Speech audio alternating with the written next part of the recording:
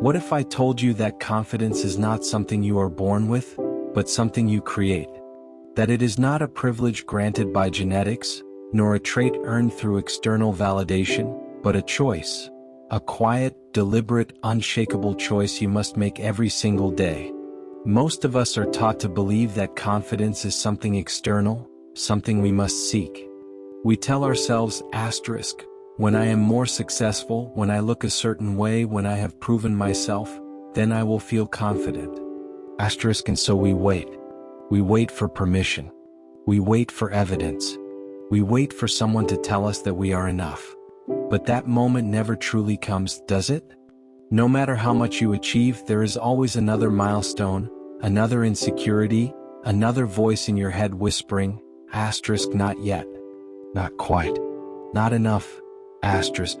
But what if confidence is not something to be found, but something to be declared?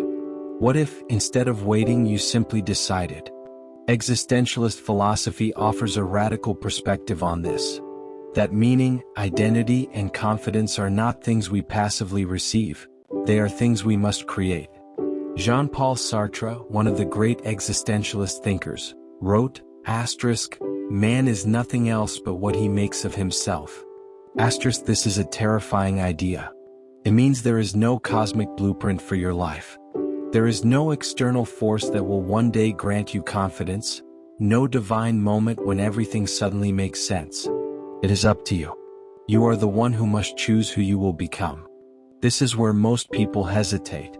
Because the idea that confidence is a choice means taking full responsibility for oneself. It means accepting that you are not waiting for confidence, you are avoiding it. You are standing at the edge of who you could be, refusing to step forward because stepping forward means owning your freedom. And freedom, true freedom, is terrifying. Think about the moments in your life when you hesitated. When you wanted to speak but held your tongue. When you wanted to act but stayed still. When you wanted to reach out but convinced yourself it was safer not to. What if, in those moments, you had simply chosen to act instead of waiting to feel ready? Because the truth is, confidence does not precede action. It follows it. You will never feel fully prepared. You will never feel certain. But if you act anyway, you prove to yourself that you can. Albert Camus, another great existentialist, wrote extensively about the absurd. The idea that life has no inherent meaning, that the universe does not provide us with clear answers. At first, this might seem like a reason to despair. But Camus did not see it that way. He saw it as liberation. If life has no inherent meaning, then we are free to create our own. If confidence is not something handed down to us, then we are free to build it ourselves. This is where confidence is truly born, not in certainty but in acceptance of uncertainty. In understanding that fear is inevitable, but action is always possible. Imagine someone who hesitates to pursue their dreams because they fear failure. But what if they understood that failure is not an ending but a step? That embarrassment fades, that judgment is fleeting, that nothing is truly permanent? Would they still hold back? The moment you accept that the world is uncertain, the weight of fear begins to lift.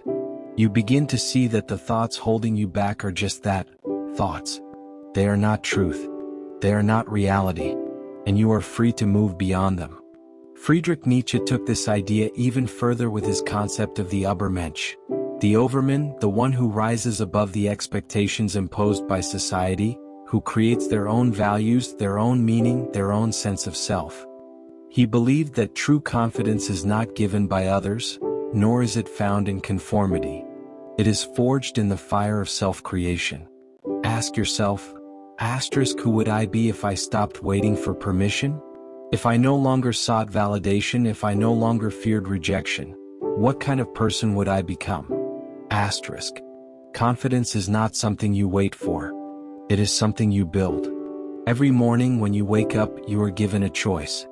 Will you continue to be the person who hesitates? Or will you begin to act as the person you want to be? Not tomorrow. Not next year. But now. Soren Kierkegaard, often called the father of existentialism, spoke of the leap of faith, the idea that in order to live fully, we must step into the unknown without guarantees. This is what confidence truly is. Not the absence of fear, but the willingness to move despite it. We often wait for confidence to come first. But the paradox is, confidence only arrives after we have acted. It is the result of movement, not the cause of it. The musician does not feel confident before their first performance, but after it. The speaker does not feel confident before their first speech, but after they have stepped onto the stage. The artist does not feel confident before creating, but in the act of creating itself. You do not need to be fearless. You need only to begin. And this is where most people get stuck. They wait for the perfect moment. The moment when the fear is gone. The moment when they feel absolutely ready. But that moment will never come. Confidence is something you must step into, not something that arrives before you move. So I ask you now, what if confidence is a choice? And what if that choice is yours to make, right now? There will never be a perfect time. There will never be a moment where the fear disappears completely. But that does not mean you are not ready. That does not mean you are incapable.